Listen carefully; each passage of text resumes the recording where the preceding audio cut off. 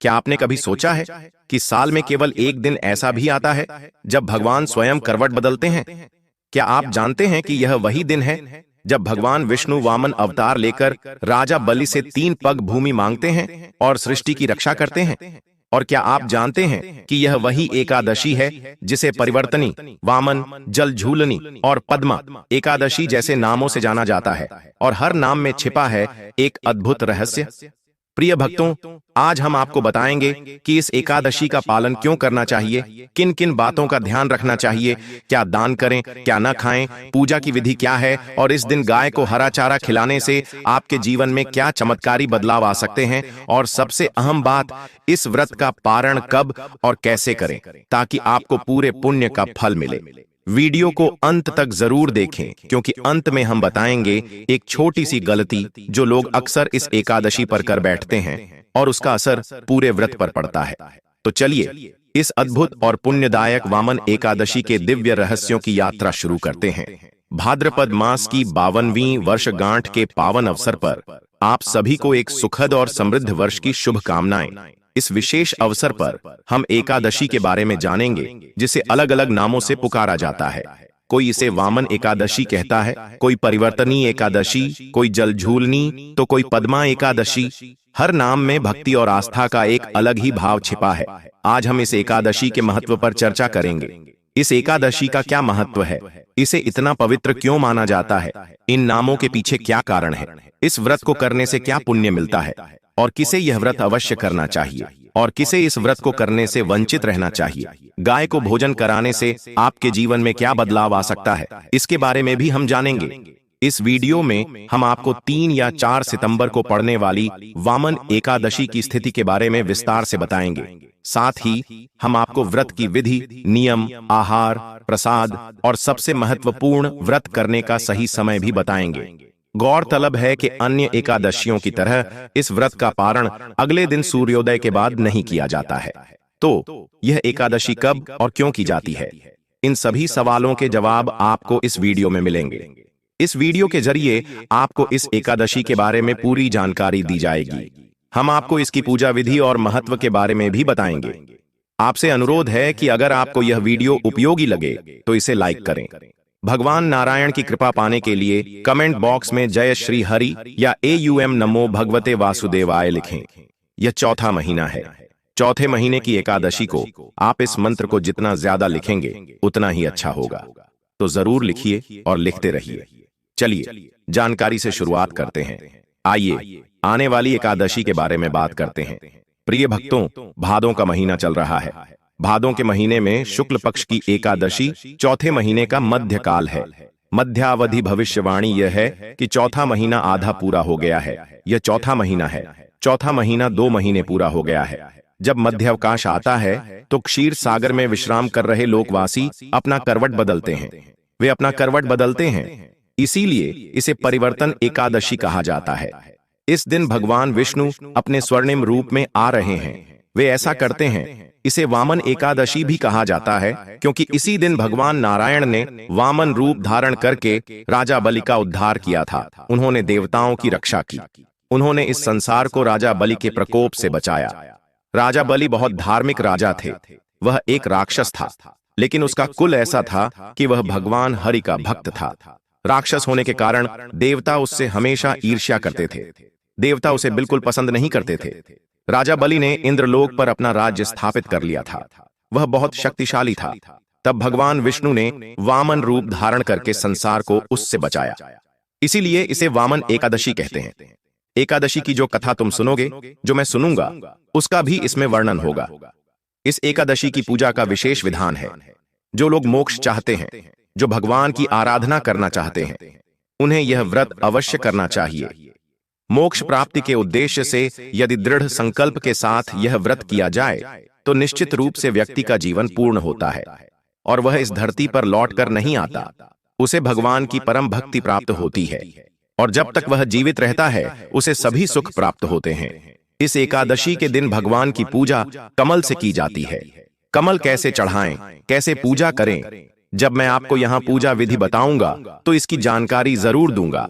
इस एकादशी पर भगवान हरि की वामन रूप में पूजा करनी चाहिए। भगवान के वामन अवतार, उनकी जो भी छवि आपके पास हो, उसी से पूजा करनी चाहिए।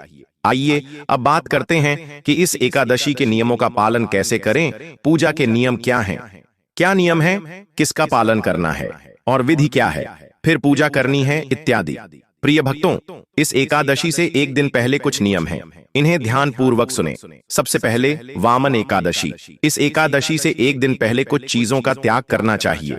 इनमें से एक है कौन से की वास्तु का प्रयोग। दशमी, एकादशी और द्वादशी, इन 3 दिनों में आपको भूलकर भी कौन से की वास्तु का प्रयोग नहीं करना चाहिए। दूसरा, आपको मसूर दाल का प्रयोग नहीं करना चाहिए, चाहे आप व्रत कर रहे हों या नहीं। जो लोग व्रत कर रहे हैं उन्हें व्रत वाले दिन सिर्फ फलाहार ही करना चाहिए। बाकी दिनों में आपको मसूर की दाल का इस्तेमाल नहीं करना चाहिए, न ही चने का साग, न ही हरी पत्तेदार सब्जियों का इस्तेमाल करना चाहिए। इन 3 दिनों में आपको ऐसा नहीं करना चाहिए। आम लोग, ये चावल का क्या काम, कहां गया? एकादशी के दिन ये चावल नहीं खाना चाहिए। 3 दिन की बर्बादी नहीं है।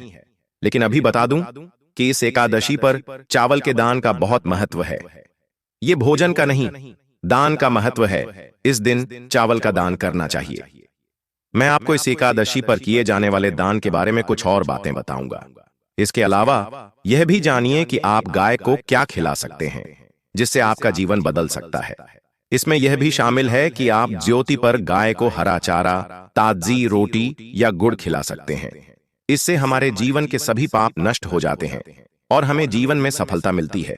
हमारे सभी प्रकार के पाप नष्ट हो जाते हैं। दोस्तों, इस एकादशी पर आपको शहद का त्याग करना होगा। शहद, मधु, अर्क को कहते हैं। इन 3 दिनों में भूलकर भी मधु यानी अर्क का प्रयोग नहीं करना चाहिए। जब आप भगवान विष्णु की पूजा करेंगे तो उनके लिए बनाए जाने वाले पंचामृत में शहद नहीं डालेंगे। इस बात का ध्यान रखें।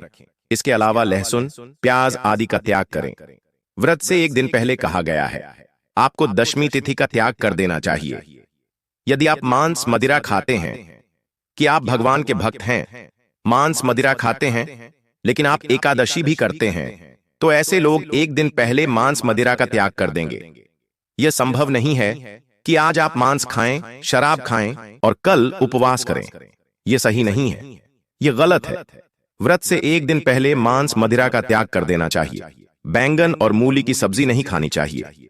इस तरह यह त्याग शुरू हो जाएगा। अपने बाल आदि धो लें। दशमी तिथि को ध्यान रहे कि आपको पवित्रता का ध्यान रखना है।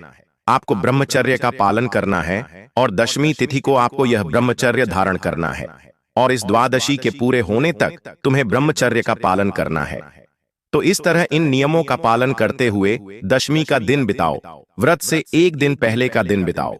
अब आते हैं व्रत के दिन के नियमों पर, और उस दिन आपको क्या करना है, क्या खाना है, क्या नहीं खाना है, कैसे पूजा करनी है वगैरह, क्या दान करना है। जिस दिन आप एकादशी का व्रत कर रहे हों उस दिन सूर्योदय से पहले उठें। उठने के बाद स्नान करें और साफ कपड़े पहनें। साफ कपड़े पहनने के बाद भगवान सूर्य को जल दें और माता तुलसी को जल दें। एकादशी के दिन तुलसी को जल देना चाहिए, तुलसी पूजन करना चाहिए। एकादशी के दिन तुलसी पूजन वर्जित नहीं है। मैंने आपको पहले भी बताया है और यह वैज्ञानिक प्रमाण भी है कि द्वादशी के दिन तुलसी को छूना नहीं चाहिए, पत्ते नहीं तोड़ने चाहिए, पूजा नहीं करनी चाहिए। लेकिन एकादशी के दिन तुलसी पूजन बहुत उत्तम बताया गया है। तुलसी पूजन के बाद अब आप अपना व्रत, पूजन, संकल्प आदि करेंगे। इसके लिए आपके घर में जो भी पूजा के लिए उपलब्ध हो वहीं बैठकर आप एकादशी की पूजा करें। देखिए, एकादशी का व्रत कोई साधारण व्रत नहीं है। यह 3 दिनों का अनुष्ठान है। यह 3 दिन का होता है। इसके 3 दिन के नियमों के फलस्वरूप नियम 10वें स्थान से शुरू होते हैं। उसके बाद एकादशी आती है। एकादशी के दिन आपको भगवान की स्थापना करनी है, भगवान की स्थापना करनी है और पूजा करनी है। तो आपके घर में पूजा के लिए जो भी सही जगह हो वहां आप उत्तर दिशा में बैठकर सारी सामग्री इकट्ठा करके बैठ जाए। अब बात आती है कि आपको क्या सामग्री चाहिए। सामग्री के तौर पर आपके पास एक तस्वीर या मूर्ति है, आप जो करेंगे वही लीजिए। इसके अलावा आपके पास घड़ी वगैरह नहीं हो सकती।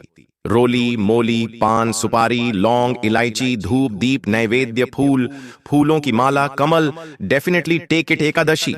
और भगवान की पूजा कमल और दूर्वा से करनी चाहिए। आपको दूर्वा अवश्य लेनी चाहिए। मैंने आपको पहले ही बता दिया है कि दूर्वा क्यों जरूरी है। मैं आगे विस्तार से पूजा की विधि बताऊंगा। गणेश जी को चढ़ाने वाले होते हैं। आप बुधवार को दूर्वा घास लें। भगवान को अर्पित करने के लिए जनेऊ ले लो, इत्र ले लो। पंचामृत बनाने के लिए कच्चे दूध, दही, घी, चीनी और शहद की जगह गंगा जल का इस्तेमाल होगा। इस प्रकार आपको सारी सामग्री एकत्रित करके आसन में बैठना है। एक तांबे का लोटा लें, पहले उसमें गंगा जल भरें, फिर शुद्ध जल भरें और अब हम पूजा करेंगे। एक फूल लें, उस फूल के माध्यम से जल की बूंदें उस स्थान पर डालें जहां आप पूजा करने जा रहे हैं और पूजा के लिए जो सामग्री आप लाए हैं वह भी वहां डालें। इससे वह स्थान शुद्ध हो जाएगा। इस प्रकार आपने जल की बूंदें देकर स्थान को शुद्ध कर दिया है, आपने सामग्री को शुद्ध कर दिया है। अब हम इसे पूजा में भगवान को अर्पित करेंगे। एक घड़ी लो, घड़ी को उस पर रखो। अगर उस पर पीले कपड़े हैं तो उस पर भी पीले कपड़े रखो। अगर लाल हो तो उस पर लाल वस्त्र पहनाएं। भगवान के स्वरूप का चित्र सामने रखें। उनके सामने घी का दीपक जलाएं, धूप रखें। दीपक के नीचे कुछ फूल आसन बनाकर रखें। आपको इसे इस तरह स्थापित करना है। अब आप सीधे अपने हाथ पर जल लें। पूजा के लिए एक छोटा सा कटोरा रखें जिसे आप आत्म पूजा करने के लिए लेंगे, या एक छोटे कटोरे में थोड़ा सा जल भर लें। जिस जल से आप पूजा करने वाले हैं वह जल भरकर रखा जाएगा। हमने तांबे के बर्तन में जो जल भरा है वह भगवान की पूजा के लिए है। आत्म पूजा के लिए एक छोटा बर्तन रखें, इसमें गंगा जल डालें। अपने दाहिने हाथ में एक चम्मच पानी लें, अपने हाथ धोएं। हाथ धोकर आत्म पूजा करेंगे। प्रत्येक मंत्र पर एक चम्मच जल लें। जिसे ईश्वर की पूजा करनी है उसे ईश्वर की पूजा करने में सक्षम होना चाहिए। ये उनकी एक प्रक्रिया है। एक चम्मच पानी लो और पी लो, पानी लो और पी लो। जल लेकर हाथ धोए, आत्म पूजा करें, मौली बांधें। अब आप भगवान की पूजा के लिए तैयार हैं। पूजा के बाद भगवान को एक कटोरा दिया जाता है, उसमें आप पूजा की सभी सामग्री अर्पित करते हैं। अब आप भगवान के प्रत्येक मंत्र पर एक चम्मच जल चढ़ाएं। इसे हाथ धोना और जल चढ़ाना कहते हैं। अब आप भगवान को एक चम्मच जल चढ़ाएं। अब आप भगवान को एक चम्मच जल चढ़ाएं। अब आप भगवान को एक लोटा जल चढ़ाएं। गुरु जल आचमनी में जाए और एक चम्मच जल लेकर भगवान को चढ़ाएं। अब आप भगवान को एक चम्मच जल अर्पित करें। अब आप अर्पण करें। हमारे पास बहुत से लोग जल से स्नान करने आ रहे हैं। उन्हें प्रेम से स्नान करने के लिए जल दीजिए। उन्हें एक चम्मच जल पिलाए। स्नान के बाद भगवान को पंचामृत से स्नान कराएं। पंचामृत अर्पित करें तो कच्चे दूध, दही, घी, चीनी और गंगा जल से पंचामृत बनाएं और उसे फूल पर रखें। जो लोग चित्र की पूजा कर रहे हैं वे उसे फूल पर रखें, और जो लोग मूर्ति की पूजा कर रहे हैं वो मूर्ति पर पंचामृत चढ़ाएं। पंचामृत से अभिषेक करें। भगवान को पंचामृत चढ़ाएं। पंचामृत से स्नान कराने के बाद यदि शुद्ध जल से स्नान कराया है तो शुद्ध जल से स्नान कराएं। एक चम्मच जल लेकर भगवान को अर्पित करें। स्नान के बाद हम भगवान को वस्त्र अर्पित करेंगे। वस्त्र के लिए मौली का एक टुकड़ा लें और उसे भगवान को अर्पित करें। वस्त्र के रूप में यज्ञोपवीत चढ़ाओगे क्या? अगर जनेऊ है तो जनेऊ ले लो और वही जनेऊ भगवान को चढ़ा दो। जनेऊ अर्पित करने से पहले उस पर रोली, कुमकुम आदि अर्पित करें। यज्ञोपवीत अर्पित करें। भगवान को यज्ञोपवीत अर्पित करें प्यार से। मैंने कहा था ना, भगवान को तिलक लगाओ, उसके बाद भगवान को अर्पित करो। इसके बाद भगवान को इत्र लगाएं, फूल पर इत्र लगाएं और भगवान को अर्पित करें। भगवान को प्रेम पूर्वक इत्र अर्पित करें। इत्र अर्पित करने के बाद भगवान को तिलक अर्पित करें। भगवान को प्रेम पूर्वक तिलक अर्पित करें। तिलक लगाने के बाद भगवान को फूलों की माला पहनाएं। भगवान को फूल चढ़ाएं। प्रेम से भगवान को माला चढ़ाएं। भगवान को फूलों की माला पहनाएं। भगवान को माला चढ़ाओ, भगवान को फूल चढ़ाओ और भगवान को कमल दल चढ़ाओ। हाथ में कमल दल लेकर भगवान से प्रार्थना करो। अगर कोई इच्छा हो तो उसे कह दो। And after thought offer flowers तो गोद। नारायण नमः श्री वमन रूपय नमः परिवर्तनीय। एकादशी पूजन अंतर्गत श्री वमन on for kamal dal to God with love. After offering kamal dal show the सुन तो गोद। और दीप दिखाएं। सूर्य को दिखाने के बाद भगवान को दीप दिखाएं। भगवान को मिठाई का भोग लगाएं। अगर आपके पास मिठाई है तो भगवान को मिठाई चढ़ाएं। अगर आपके पास मिठाई नहीं है तो भगवान को फल चढ़ाएं। भगवान को फल चढ़ाएं। भगवान को प्रेम पूर्वक जल अर्पित करें। एक चम्मच जल लें। भगवान को नमक अर्पित करें। भगवान को प्रेम पूर्वक जल अर्पित करें। जल अर्पित करने के बाद भगवान को दूर्वा अर्पित करें। दूर्वा लेकर भगवान को अर्पित न करें। दूर्वा चातुर्मास का एक नियम है। दूर्वा चातुर्मास का एक नियम है। जो भक्त दूर्वा घास चढ़ाता है और मनुष्य सभी सुखों, धन और संपत्ति का भोग करके अंत में भगवान के धाम को जाता है और धन आदि से परिपूर्ण हो जाता है। यह एक बहुत ही अच्छा उपाय था जो आपको किसी भी चतुर्मास में करना चाहिए। अब इस बार तो चतुर्मास का आधा समय बीत चुका है। अब क्योंकि जिन लोगों ने इसे नहीं लिया है उनके लिए एकादशी पर इसे करना बहुत लाभदायक है।